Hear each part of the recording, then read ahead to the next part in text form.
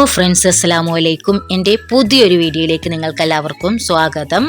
നമ്മൾ സാധാരണ കടയിൽ നിന്നൊക്കെ ടാങ്ക് പൗഡർ വാങ്ങി ജ്യൂസ് അടിക്കാറുണ്ട്. എന്നാൽ അതിലൊക്കെ ഒരുപാട് കളറുകളും ഫ്ലേവറുകളും ചേർക്കാറുണ്ട്.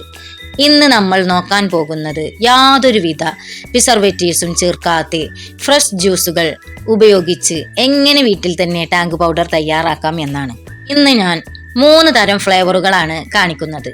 നല്ല പഴുത്ത മാങ്ങ ഉപയോഗിച്ചുള്ള മാങ്ങ ടാങ്ക്, കറുത്ത മുന്തിരി ഉപയോഗിച്ചുള്ള മുന്തിരി ടാങ്ക്, പിന്നെ നല്ല ഫ്രഷ് മുസമ്പി എന്നിവയാണ് നമ്മൾ ഇന്ന് എടുത്തിരിക്കുന്നത്. കഴുകി വൃത്തിയാക്കിയ മാങ്ങ നമുക്ക് തൊലി കളഞ്ഞ് എടുത്ത് ചെറിയ ചെറിയ കഷ്ണങ്ങളാക്കി നുറുക്കി മിക്സിയിലിട്ട് കൊടുക്കാൻ. ഒരു തരി പോലും വെള്ളം ചേർക്കരുത് കേട്ടോ. വെള്ളം അതിൽ ചേർക്കാനേ പാടില്ല. ഇതുപോലെ വെള്ളം ചേർക്കാതെ പേസ്റ്റായിട്ട് വേണം നമുക്ക് അരച്ചെടുക്കാൻ, നമ്മുടെ ടാങ്ക് പൊടി ഉണ്ടാക്കാൻ വേണ്ടിയിട്ട്. ഇതിലേക്ക് ഇനി നമുക്ക് ഒരു നാരങ്ങയുടെ നീരാണ് ഞാൻ പിഴിഞ്ഞു കൊടുക്കുന്നത്. അതിലേക്ക് കുരുവൊന്നും ചാടാതിരിക്കാൻ വേണ്ടി നമുക്കൊരു അരിപ്പ ഇതുപോലെ കാണിച്ച് പിഴിഞ്ഞു കൊടുക്കാം. ഏത് കപ്പിനാണോ നമ്മൾ പൾപ്പ് എടുക്കുന്നത് വെച്ചാൽ ആ കപ്പിന്റെ 2 ഇരട്ടി പഞ്ചസാര എടുക്കണം കേട്ടോ. 1 കപ്പാണ് പൾപ്പ് നമുക്ക് കിട്ടിയിരിക്കുന്നത് എങ്കിൽ 2 കപ്പ് പഞ്ചസാര അതിലേക്ക് ചേർക്കണം. ഇതുപോലെ നമുക്ക് മാങ്ങയിലേക്ക് അതിന്റെ 2 ഇരട്ടി പഞ്ചസാര ഇട്ടിട്ട് മിക്സ് ചെയ്തെടുക്കുകയാണ് വേണ്ടത്. സിമ്പിളാണ് നമ്മുടെ ടാങ്ക് പൊടികളൊക്കെ ഉണ്ടാക്കാൻ കേട്ടോ. തീർച്ചയായും നിങ്ങളൊക്കെ ട്രൈ ചെയ്ത് നോക്കണം. വളരെ പെട്ടെന്ന് സിമ്പിളായി ഉണ്ടാക്കാൻ പറ്റുന്ന മെത്തേഡാണ് ഞാൻ നിങ്ങൾക്ക് കാണിച്ചു തരുന്നത്.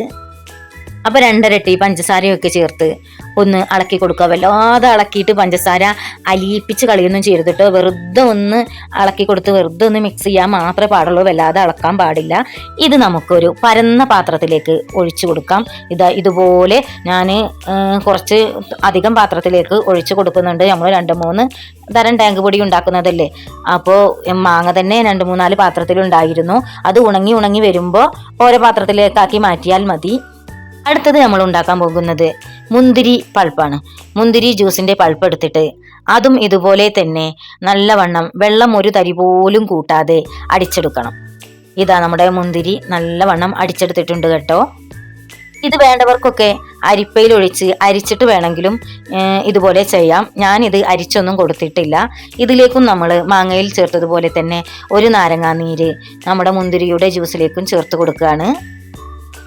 മുന്തിരിയിൽ ഇത്തിരി വെള്ളത്തിന്റെ കണ്ടന്റ് കൂടുതലുള്ളത് കാരണം കൊണ്ട് നമ്മൾ മാങ്ങയിൽ ഇട്ടത് 2 പാത്രം പഞ്ചസാരയാണെങ്കിൽ ഇതിൽ 3 പാത്രം പഞ്ചസാര ഇട്ടാലാണ് ഇത് പെട്ടെന്ന് നമുക്ക് ആയി കിട്ടുകയുള്ളൂ. 1 കപ്പ് മുന്തിരി ജ്യൂസ് ആണെങ്കിൽ അപ്പോൾ 3 കപ്പ് പഞ്ചസാര മുന്തിരിയിൽ ഇട്ട് കൊടുക്കണം. അതുപോലെ തന്നെ നമുക്കിനി മുസമ്പി നമുക്ക് അടിച്ചെടുക്കാം. മുസമ്പിയിലും ഒരു തരി വെള്ളം പോലും ചേർക്കാൻ പാടില്ല കേട്ടോ. എടുത്തെടുത്ത് പറയുന്നത് നിങ്ങൾ വെള്ളം ചേർത്ത് അറിയാതെ അടിച്ചു കഴിഞ്ഞാൽ നമ്മുടെ ടാങ്ക് പൊടി റെഡിയായി കിട്ടില്ല. അതുകൊണ്ടാണ്. മുസമ്പി അടിച്ചെടുത്ത ജ്യൂസിലും 1 ഗ്ലാസ് ജ്യൂസ് ആണെങ്കിൽ അതിൽ 2 ഇരട്ടി 2 ഗ്ലാസ് പഞ്ചസാര ഇട്ട് അതിലൊന്ന് ഇളക്കി നല്ലവണ്ണം ഇളക്കി ഇതാക്കരുത് കേട്ടോ. അത്യാവശ്യത്തിന് ഒന്നുണ്ട് സെറ്റാകുന്നത് വരെ ഇളക്കിയിട്ട് നമുക്ക് ഇതുപോലെ ഒരു തട്ടിൽ പരന്ന തട്ടിൽ വെച്ച് വെയിലത്ത് കൊണ്ടുപോയി വെക്കാം. നല്ല വെയിലുള്ളപ്പോൾ മാത്രമേ ഇത് ചെയ്യാവൂ, അല്ലെങ്കിൽ നമുക്ക് ഉണങ്ങി കിട്ടില്ല നമ്മുടെ ടാങ്ക് പൊടി. അപ്പോൾ നമ്മുടെ മുന്തിരി ടാങ്ക് പൊടിക്കുള്ളതും മാങ്ങ ടാങ്ക് പൊടിക്കുള്ളതും മുസമ്പി ടാങ്ക് പൊടിക്കുള്ളതൊക്കെ നമ്മൾ വെയിലത്ത് വെച്ച് ഉണക്കുകയാണ്. ഇത് ഒരു മാങ്ങ ഒരു 2-3 ദിവസം കൊണ്ടൊക്കെ ഉണങ്ങി കിട്ടി കേട്ടോ. അതുപോലെ തന്നെ മുസമ്പിയും ഒരു 2-3 ദിവസം കൊണ്ട് ഉണങ്ങി കിട്ടി. മുന്തിരിക്ക് ഒരു 10 ദിവസത്തോളം മുന്തിരി ഉണങ്ങാൻ എടുത്തു. മുന്തിരി ഉണങ്ങി കിട്ടാൻ വളരെ പ്രയാസമാണ്, എന്നാലും ആയി കിട്ടും കേട്ടോ. ഒക്കെ അടിപൊളിയായി നമ്മുടെ ടാങ്ക് പൊടിയൊക്കെ വന്നിട്ടുണ്ടായിരുന്നു.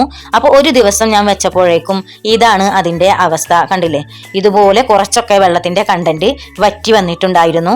ഇതുപോലെ നമ്മൾ ഒരു 2 ദിവസം അങ്ങനെ മാങ്ങ 3 ദിവസത്തോളം ഉണക്കിയിട്ടാണ് നമുക്കത് ഫുള്ള് വെള്ളത്തിൻ്റെ കണ്ടന്റും പോയിട്ട് നല്ല പുട്ടുപൊടി പോലെ തീരെ വെള്ളമില്ലാതെ ഇതായി കിട്ടും.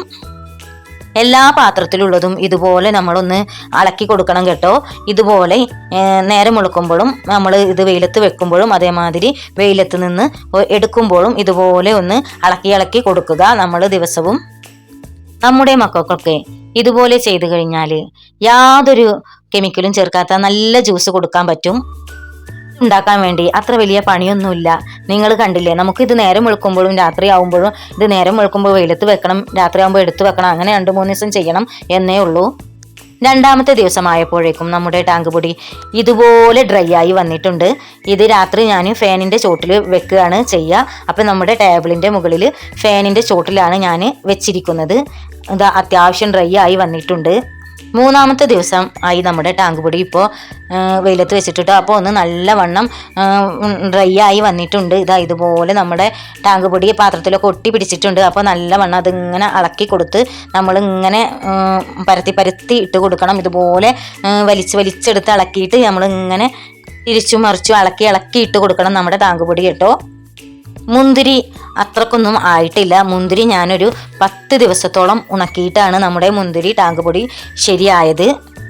അതുകൊണ്ട് തന്നെ മുന്തിരി ഉണ്ടാക്കാൻ വേണ്ടി ഇത്തിരി ക്ഷമയുള്ളവരാണെങ്കിൽ മാത്രം മെനക്കെട്ടാൽ മതി കേട്ടോ.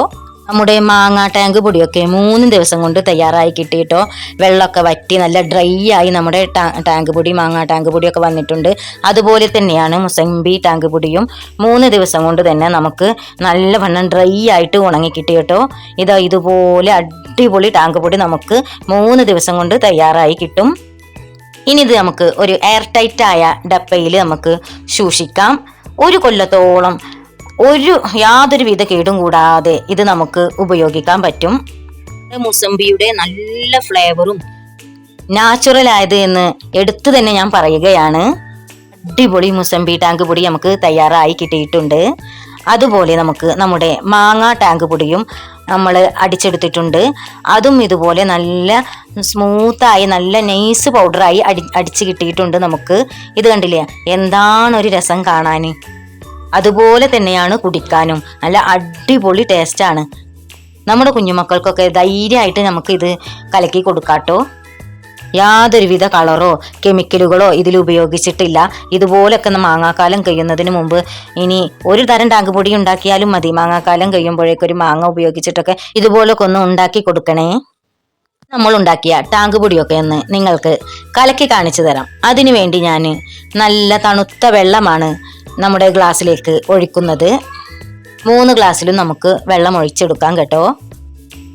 ഫസ്റ്റ് നമ്മളെ ഇരിക്കുന്നത് മുസംബി ടാങ്ക് പൊടിയാണ്. രണ്ടാമതിരിക്കുന്നത് മുന്തിരി ടാങ്ക് പൊടിയാണ്. മൂന്നാമതിരിക്കുന്നത് മാംഗോ ടാങ്ക് പൊടിയാണ്. അപ്പോൾ ഫസ്റ്റ് നമുക്ക് മുസംബി ടാങ്ക് പൊടി എടുത്തിട്ട് നമുക്ക് നമ്മുടെ ഗ്ലാസ്സിലേക്ക് 1 സ്പൂണോ അല്ലെങ്കിൽ 2 സ്പൂണോ ഒക്കെ നമുക്ക് ഇട്ട് കൊടുക്കാം.